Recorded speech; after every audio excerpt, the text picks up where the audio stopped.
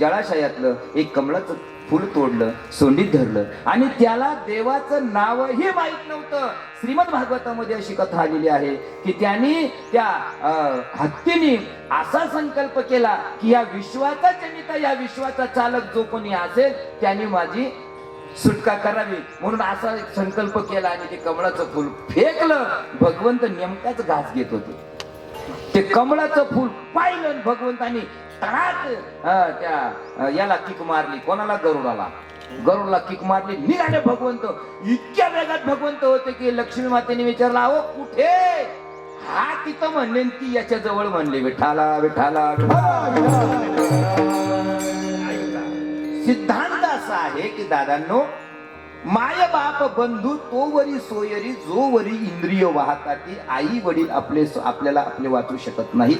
आपले भाऊ आपल्याला वाचू शकत नाही. आपले सोयरीधारी आपल्याला वाचू शकत नाही. मग याच्यातून आपल्याला जर कोणीच वाचू शकत नाही तर मग आम्ही करायचं काय नेमकं? अंतकाळीचा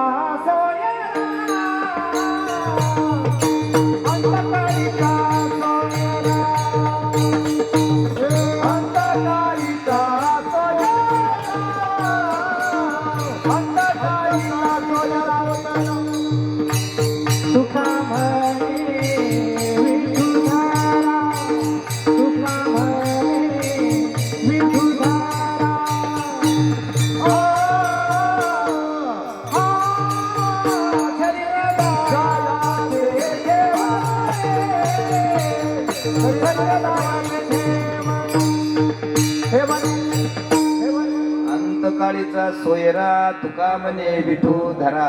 शरीर जायाचे ठेवणे दादा, हे शरीर जाणार आहे. आम्ही कोणावर अहंकार करायला पाहिजे? आम्हाला प्रत्येक गोष्टीवर अहंकार आहे. प्रत्येक गोष्टीवर. नामदेवरायांनी काही गोष्टींचा उल्लेख केला, काही गोष्टींचा केला नाही. अजून सांगू का? माझ्या मताने सांगतो. माझ्या मते काय झालं? आम्ही माय बाप बंधू तोवरी सोयरी, जोवरी इंद्रिय वाहताती. नामदेवरायांनी ज्याचं निर्देशन केलेलं आहे त्या तत्वावर 2 मिनिटं आपण प्रकाश पाडू. जोवरी इंद्रिय वाहताती, जोपर्यंत आमच्या शरीरामध्ये प्राण आहे, जोपर्यंत इंद्रिय आमचे बलदंड आहेत, तोपर्यंत ऐका, या शरीराचे इंद्रिय आमच्या ताब्यात आहे असं आम्हाला वाटतं. कबीर महाराजांना प्रश्न विचारला, महाराज का हो, तुम्ही तुमचं मत प्रगट कसं कराल? कबीर महाराजांनी गोड मत प्रगट केलं. इस धन तन धन की कौन बढ़ाई, देखत नैनन में मिट्टी मिलाई. ऐका, इस धन धन की कौन बढ़ाई,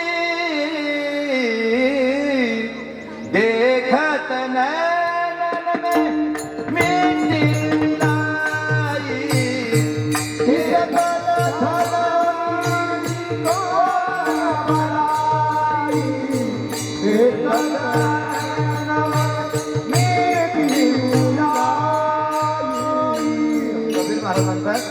या शरीरावर जेवढं तुम्ही प्रेम करता, जेवढे आसक्त आहात, या शरीराची तेवढी लायकी आहे का? आजपर्यंत आम्ही किती साबण खलास केले, थोडा विचार करा या शरीरासाठी. किती पावडरचे डब्बे संपवले, किती चूर्ण आम्ही, किती भस्म खाल्ले, किती दवाखाने हिंडलो, किती आयुर्वेदिक केला. असं या शरीराचे जेवढे आम्ही लाड केले, अखेर शेवटी हे शरीर आम्हाला साथ देतं का? देतं साथ? कबीर महाराज म्हणतात, इस धन धन की कौन बढ़ाई. काय बढ़ाई या शरीराची? देखत नैनन में मिट्टी मिलाई, हाड़ जले जैसे लकड़ी की मोर. दादा, शेवटच्या कालखंडामध्ये तुम्हाला किरडीवर बांधतात, चौकाच्या खांद्यावर नेतात, त्या स्मशानभूमीमध्ये लाकडं रचल्या जातात, तुम्हाला ठेवतात, तुमच्या तोंडावर गौरी ठेवतात, लाकूड ठेवतात आणि मुलाला सांगतात ते मुखाग्नी. शब्द किती सोजवळ आहे अण्णा. किती गोड शब्द आहे, मुखाग्नी. अरे पेटवायचंच आहे ना दादा तुला ते आता. मुखाग्नी म्हणा नाही तर काही म्हणा, वाघाला वाघोबा म्हणा नाही तर वाघ्या म्हणा, तो चावणार तो खाणार, त्याच्यात काही फरक पडत नाही. कबीर महाराज म्हणतात, हाड जले जैसे लकड़ी की बोली, पाग जले जैसे घास की बोली. ज्या केसांवर आम्ही सौंदर्य मानतो ना, त्या सौंदर्याचं स्वरूप आम्ही आमचे केस समजतो, ते असे गवतासारखे चढून जातात माझ्या पोटी. कबीर महाराज म्हणतात, दादा ऐक, कहे कबीरा सुन मोरे गुनिया, कहे कबीरा सुन मोरे गुनिया, आप मरे पीछे डूब गई दुनिया. आप मरे पीछे, ज्या दिवशी तुमच्या या शरीरातून प्राण निघून जाईल त्या दिवशी तुम्ही नाही मरत. ऐका, मी नाही मरत, माझ्यासाठी हा संसार, हा मृत्यू लोक, हे सर्व माझ्यासाठी मेल्या जातात का, याच्याशी माझा कुठल्याही प्रकारचा संबंध राहत नाही. कबीर महाराज म्हणतात, कहे तर कबीरा सुन मोरे गुनिया, आप मरे पीछे डूब गई दुनिया.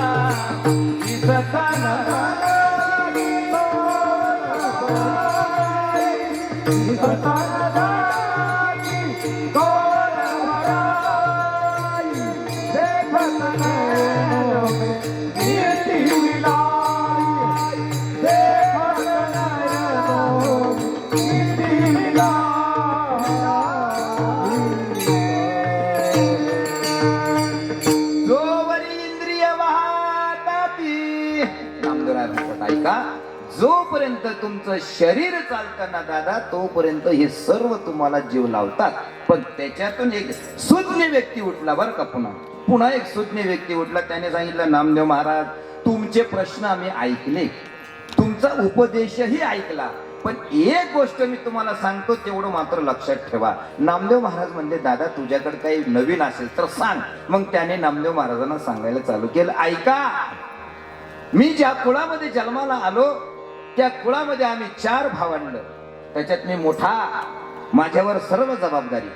आई वडील माझ्यावर खूप प्रेम करतात, माझे भाऊ माझ्या बहिणी माझ्यावर खूप प्रेम करतात. आणि माझ्या आई वडिलांनी माझ्यासाठी एक वेळेस सोयरीक बघितली आणि त्या सोयरिकेमध्ये स्थळ फिक्स झालं आणि तिनं माझ्याशी लग्न केलं. ऐका, काय झालं, ज्या वेळेस एका स्त्रीचं एका पुरुषासंग लग्न होतं, त्यावेळेस त्या स्त्रीला त्या पुरुषाशी एकत्र येण्यासाठी काही शब्द घ्याव्या लागतात, काही वचन द्यावे लागतात, काही लोकांना सांगावं लागतं की मी कशी वागेल. ऐका ना, सप्तपदी हा प्रकार जो विवाह बंधनामध्ये येतो, तो कशा संदर्भाने येतो, तो वचनांच्या संदर्भाने येतो. गुरुजी आपल्याकडून त्या मुलीकडून काही वचनं मागून घेतात, काही वचनं त्या नवरदेवाकडून मागून घेतात. मग त्याने सांगितलं, महाराज, जिचा माझ्या कुळाशी काही संबंध नसताना फक्त माझ्यावर भरोसा ठेवून तिच्या आई बाबाचं घर सोडून ती माझ्या घरामध्ये येऊन राहू लागली. खूप आनंदात आहे, खूप सुखात आहे, आम्ही खूप आनंदात आहे. नामदेव महाराजांनी हात जोडले, सांगितले, दादा तुला खरं दिसूच नाही अजून, पण तुला खरं दिसूनच नाही राहिले. काय झालं, आम्ही खरं बघायलाच तयार नाही. बरं, तुम्ही म्हणाल महाराज खरं फार लई लांब आहे का. आता समजा आपण इथं बसलोय नाशिकचं, आपल्याला बघायचं नाही, बघू शकत आपण. विदाऊट सॅटेलाइट बघू शकतो का? सॅटेलाइट नाही, मोबाईल नाही, काही नाही, कसं काय बघणार. चर्मचक्षुची एवढी ताकद नाही की आम्ही नाशिकला बघू शकतो. नामदेव महाराज म्हणजे, ऐका, तुम्हाला जे बघायचं ना ते या चर्मचक्षुने दिसणार नाही, तुम्हाला अंतकरणातल्या चक्षुने बघावं लागेल.